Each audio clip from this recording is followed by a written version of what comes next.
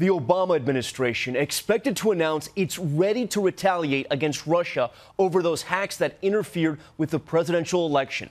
Both the DNC and Clinton campaign officials, victims of alleged Russian cyber attacks, and the Kremlin taking no time to fire back. ABC's David Curley with the late-breaking details.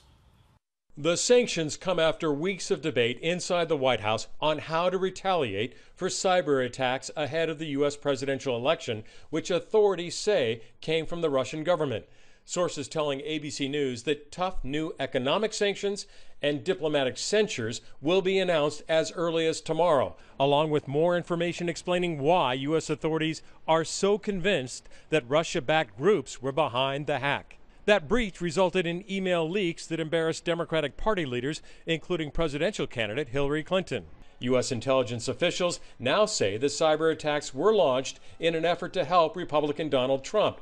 Trump himself has continued to question the intelligence community's unanimous conclusion that Russia was responsible. They have no idea if it's Russia or China or somebody. It could be somebody sitting in a bed someplace. Martha Raddatz asked President Obama about the evidence of Russian involvement. Just to be clear, do you believe Vladimir Putin himself authorized the hack? What I can tell you is that the intelligence that I've seen gives me great confidence in their assessment that the Russians carried out this hack. What won't be announced tomorrow are possible covert cyber operations or other actions against the Russians. But President Obama has indicated those will be coming at a time and place of America's choosing. And David Curley joins us live now. David, President-elect Trump says it's unclear if the Russians were behind the hacks. The intel community says it was Russia. Will the Obama administration connect the dots back to Moscow and make that public to put the case to rest?